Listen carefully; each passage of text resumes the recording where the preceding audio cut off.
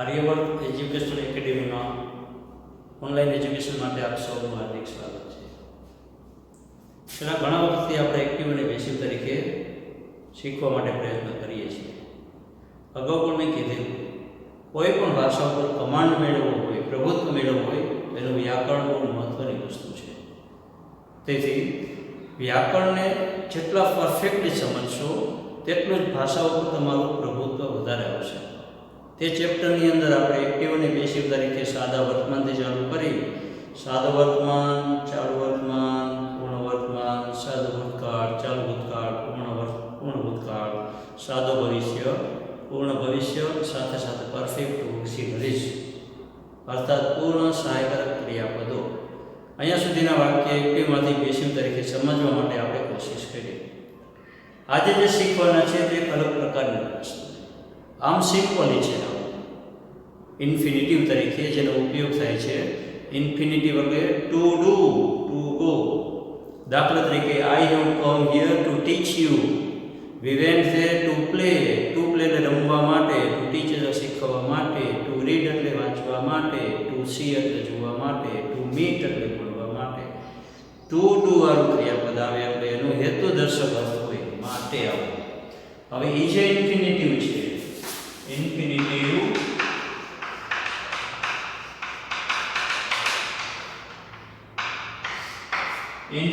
એટલે સામાન્ય ઉદાહરણ. આવું તો તમે શીખી ગયા છો, પણ અહીંયા તમારે શીખવાનું છે એક્ટિવ વોઇસ તરીકે જો ટુ ડુ હોય તો એનું પેસિવ થાય to be done. To do હોય તો શું થાય? આપણું મૂળ નિયમ શું હતો? ટુ બી ને બોલાવવાનું, જે કાળ હોય એ કાળનો જવાબ હોય એને પહેરાવી દેવાનો. આનું તો ત્રીજું ઉત્પાદન થઈ જાય. એટલે ટુ ડુ હોય તો to be done, to give હોય તો to be given, to play હોય તો to be played, to have હોય તો ટુ બી હેડ, અને ટુ બી હોય તો ટુ બી બીન, ટુ બી બીન. આવી રીતના અલગ અલગ પ્રકારના એક્ટિવમાંથી પેસિવ તરીકે, ઇન્ફિનિટિવ તરીકે શીખવાના છે. મૂળ ક્રિયા છે, મૂળ માસ્ટર ક્રિયા આપણી જ, બરોબર? એટલે તે પ્રકારે સમજવા માટે કોશિશ કરશું. દાખલા તરીકે he is to send this book. બરોબર? I am to read that novel. We are to accept the proposal. બીજો ઉપયોગ થાય છે he is going to buy a new office chair.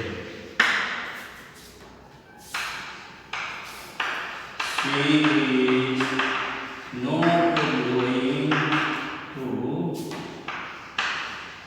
send this message.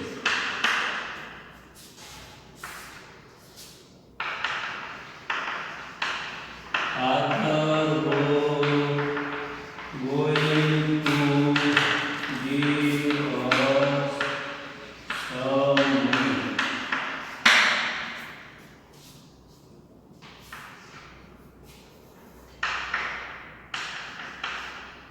Is Nayan going to complete this project?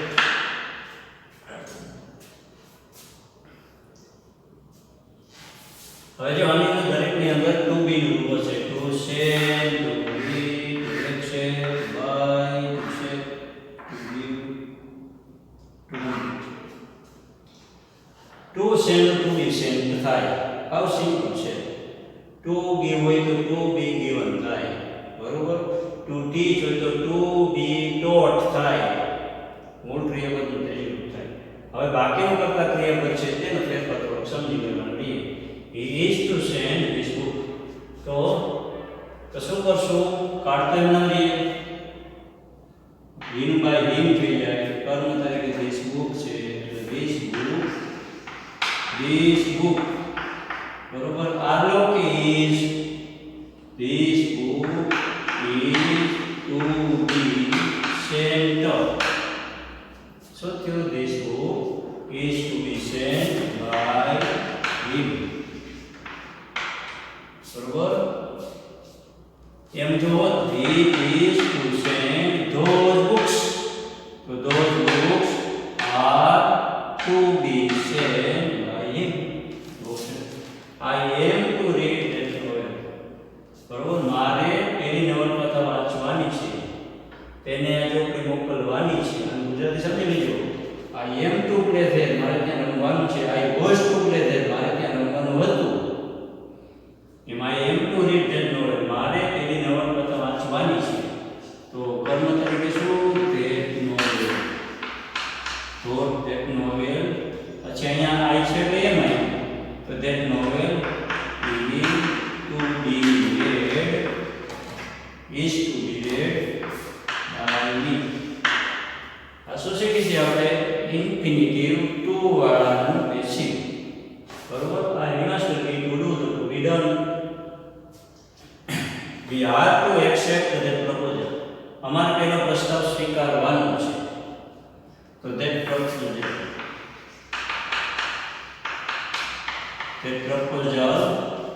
is to be accepted. So થયું અહીંયા that proposal એક વચન છે લઈ જાયું is to be accepted by us. પછી અહીંથી વાક્ય છે ને going to એરર ને વિશે થોડા વિશેષ પ્રકારનો ઉપયોગ છે. going to શું છે કોઈ ખબર છે? ખબર નહીં તો સમજી લો ફરીથી. દાખલા તરીકે he write this letter.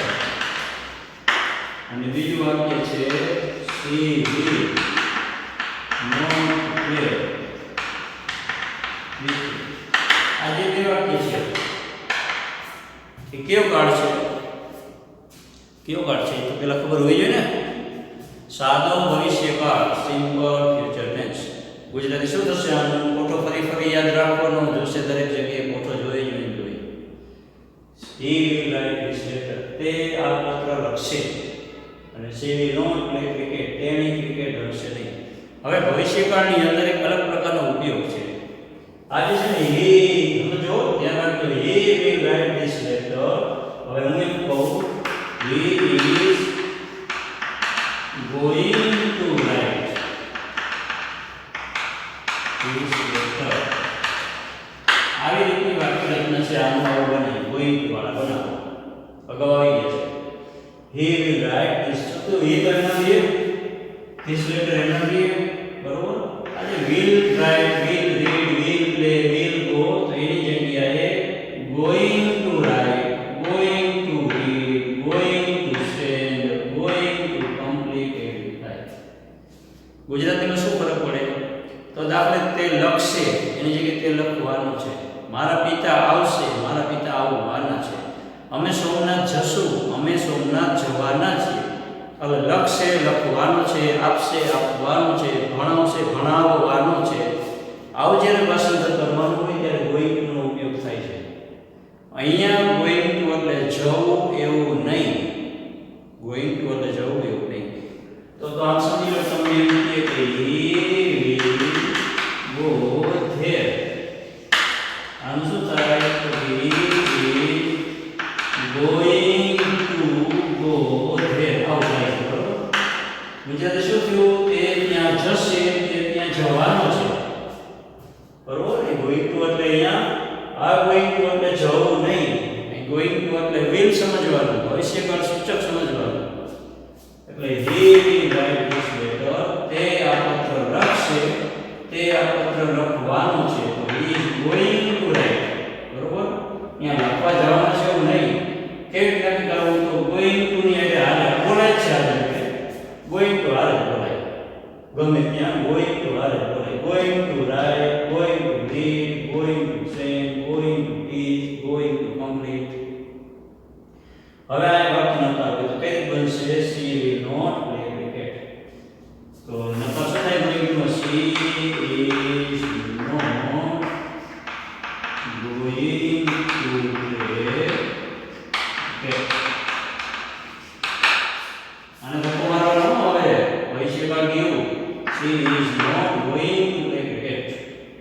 તેણી ક્રિકેટ રમવાની નથી અને આનું થાય તે રમશે નહીં. હવે જે ગોઈંગ ટુ છે એનું પેશિવ તરીકે આપણે શીખવાનું છે. પેલા વખતે ઉતરી જવું જોઈએ. આ જે વાક્ય છે ને વધારે લખી લેવાના, તમારે પછી સમજી લેજો. આ બધું ગ્રામરમાં આપેલું હોય નહીં, સમજવાનું. He is going to buy a new office there. બરોબર? તે ત્યાં નવી ઓફિસ ખરીદવાનું છે. હવે એક્ટિવલી પેશિવ શીખવાનું છે. કર્મ શું? તો કે ન્યુ ઓફિસ ના કર્મ છે. બરોબર? તો એને જાવ એ new office. New office is going to be what? Going to be what?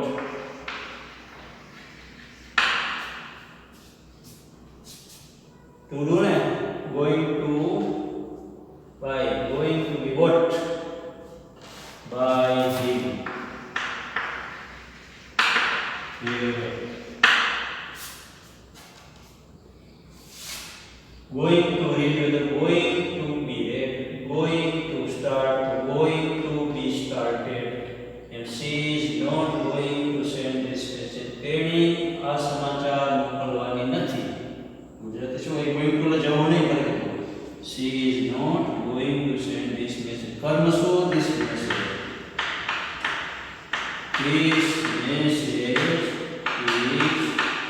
not going to send to be sent. આ સેન્ટર લખી. Going to do તો going to be done. Going to write, going to be written, going to send, going to be sent. Right. This message is not going to be sent by her.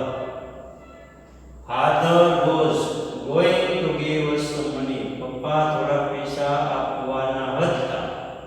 ભૂતકાળ છે ને? ભૂતકાળ છે. Father was going to give us some money. બે કર્મ છે તો બે રીતનું બનશે. આપણે છોડી દઈએ. આનાથી બને ખબર તો બહુ કરાયો છે, શીખવાડ્યા છે, પણ અત્યારે ફક્ત આને કરી. Some money. Some money was going to be given. Going to give છે ને? Going to be given us by father. By father. Is Nayan, પ્રશ્નાર્થ છે. Is Nayan going to complete this project? Is this project? પ્રશ્ન છે ને? Is પછી કર્તાની જગ્યાએ કર્મ આવી જાય. Is this project going to be completed by Nayan? અહીંયા જે વાક્ય છે તે આપણે શું શીખ્યા? ઇન્ફિનિટી ટુ, પછી ગોઈંગ ટુ, ત્યાર પછી શીખશું હવે ના બે પ્રકારના વાક્ય છે અને તે પણ ઇન્ફિનિટિવ ગ્રુપના ગણવામાં આવે છે. એટલે ખાસ તો એની માસ્ટર કી યાદ રાખશો એટલે વાંધો આવશે નહીં. એટલે અહીંયા જે આપણે શીખ્યા એક ટુ ઇન્ફિનિટી તરીકે અને ત્યાર પછી શીખ્યા ગોઈંગ. ત્યાર પછીનું વાક્ય છે દાખલા તરીકે આ જે વાક્ય છે he wants to sell his mobile. He wants to sell his mobile. તે તેનો મોબાઈલ વેચવા ઈચ્છે છે. I have to finish my book. She had to sell ornaments. And Nayan had to start his journey from there.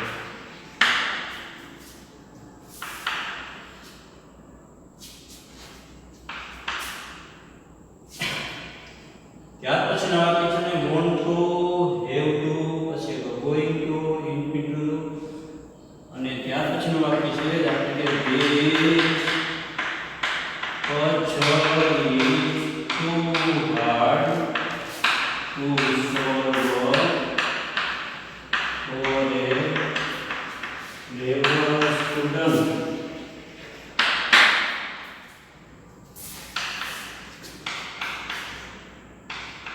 Those books were too cheap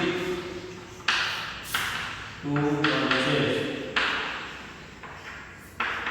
for rich people.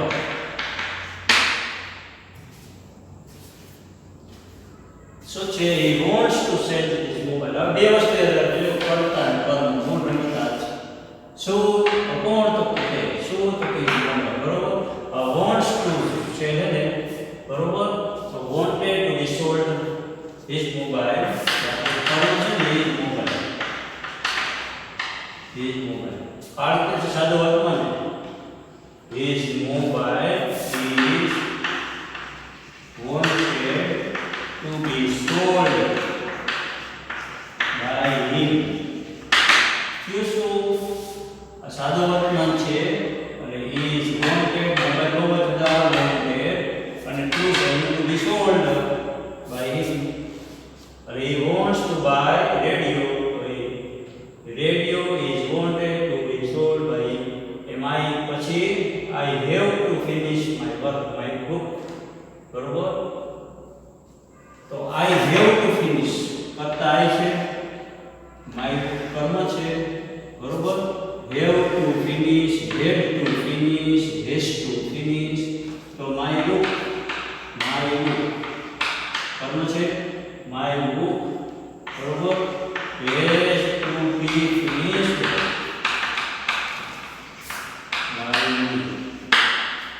my book has to be finished by me. to finish to be finished થાવ જોઈએ મૂળ વસ્તુ. અને અહીંયા એ વસ્તુ આ એ આવ્યું હવે બુક એટલે એ જ આવ્યું. my book has to be finished by me. એમ ભૂતકાળ છે she had to sell her ornaments. તેણીને તેના ઘરેણાં વેચવા પડ્યા. her ornaments. her ornaments had શું થશે had to be sold. Her ornaments had to be sold by her. Nayan had to start his journey from there. બરોબર. નયનને તેની મુસાફરી ત્યાંથી ચાલુ કરવી પડી. તો his journey અથવા નયન journey his journey had to be started. Had to be started by Nayan from there. जो had to start है तो had to be started, had to complete तो had to be completed, had to borrow तो had to be borrowed, had to have तो had to be had. ત્રીજું part. અને ત્યાર પછી this puzzle is too hard to solve for a clever student. આ એક વિચિત્ર વાક્ય. આ શું કહેવાય? ડબલ ટુ વાળા વાક્ય. ડબલ ટુ વાળા ગુજરાતી શું થાય? this puzzle is too hard. આ કોડ એટલો બધો અઘરો છે to solve for a clever student. હોશિયાર વિદ્યાર્થી પણ ઉકેલી શકે નહીં. ડબલ ટુ વાળા વાક્ય ને નકાર વાક્ય ખાસ યાદ રાખજો. નકાર વાક્ય એની અંદર નોટ આપેલો ન હોય પણ છતાંય નોટ સમજવાનું હોય. ડબલ ટુ વાળા વાક્ય નકાર હોતા નથી પણ છતાંય એનો અર્થ નકાર નથી. એનું જે બેસિક હોય ત્યારે બધા નિયમો સાઈડમાં મૂકી દેવાના. કર્તા, ક્રિયાપદ, કર્મ બધું. તો હાઉ સિમ્પલ છે. this puzzle is too hard to solve for વ્યવસ્થિત. મૂળ આપણે ઇન્ફિનિટિવ પકડવાનું. to solve છે તો to be solved થશે બરોબર. અને ક્લેવર સ્ટુડન્ટ અહીંયા છે ને તો એનો જવાબ શું થશે? this puzzle બરોબર. this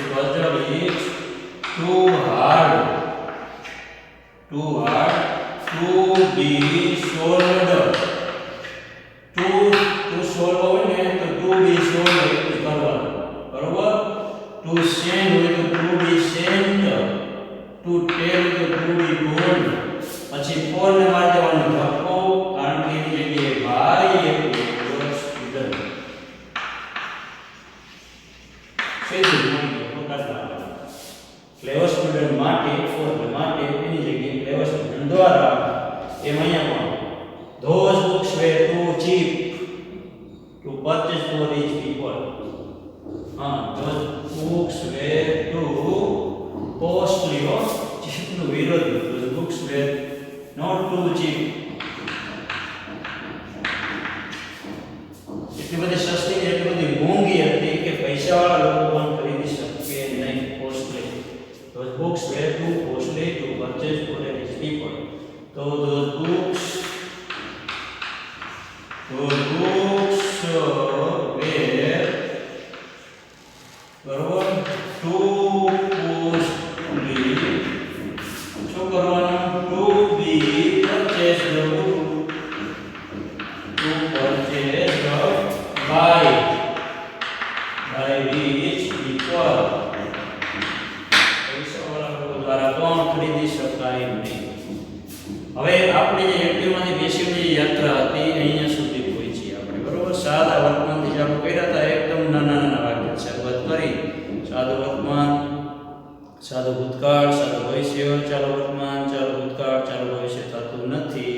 પૂર્ણ વર્તમાન, પૂર્ણ ભૂતકાળ, પૂર્ણ ભવિષ્ય, પછી હેવિંગ ટુ વાળા પરફેક્ટ ઓક્સિલરી છે. બરોબર, પરફેક્ટ પાર્ટિસિપલ પૂર્ણ કૃદંત, પછી પરફેક્ટ ઓક્સિલરી છે એટલે પૂર્ણ સહાયક ક્રિયાપદ. ક્યાં? should have done, should have been done, would have done, would have been done, could have done, could have been done વગેરે. અને ત્યાર પછી going to, have to, want to, double to, ચાર પ્રકારે વાક્ય છે. એક એક ઉદાહરણ તમને એક પાસે બોર્ડિંગમાં અહીંયા આપ્યું નથી, પણ વાક્ય આ પ્રકારનું આવે તો ધ્યાનમાં હોવું જોઈએ કે આ રીતે પણ વાક્ય રચના બને છે. અહીંયા આપણે એક્ટિવમાંથી પેસિવના તમામ પ્રકાર શીખવાના પૂરા થાય છે. હવે તમારે એક્સરસાઇઝ છે મિક્સ આવશે. મિક્સ સ્પેસિફિક સ્ટેપ વાઇઝ નહીં આવે. એટલે હવેની એક્સરસાઇઝ છે તેની અંદર હોમવર્ક વધારે આપીશ. કેમ કે મિક્સ વાક્ય છે અત્યાર સુધીમાં આવ્યું નથી, એક્સરસાઇઝ વાઇઝ હતું. હવે મિક્સ એક્સરસાઇઝ એટલે વાક્ય વધારે આવશે. તે હોમવર્કની અંદર શું કરવાનું?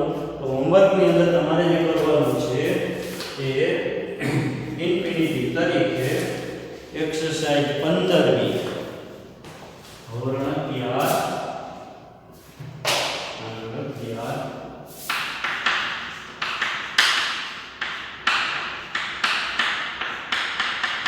એક્સરસાઇઝ લખવાની છે તમારે 15 અને ત્યાર પછી એક્સરસાઇઝ કોડના 25 ફકરા છે. 12 ફકરા.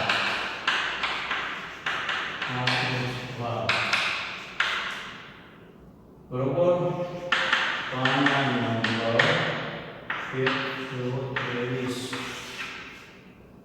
ધોરણ 11 એક્સરસાઇઝ 15મી. બરોબર, પછી એક્સરસાઇઝ 16 એના 12 ફકરામાં જવાબ નંબર 1 અને ત્યાર પછી તમારે જે લખવાનું છે એ એક્સરસાઇઝ 19 નંબર 12. એની અંદર એક્સરસાઇઝ કરવાની છે એક્સરસાઇઝ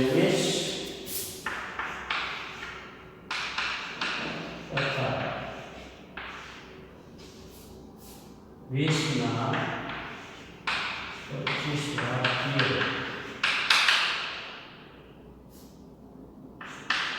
પેજ છે 146 પાના નંબર એક્સરસાઇઝ 19 તથા એક્સરસાઇઝ 20. બરોબર, 12 વાળા તે લખવાનું છે.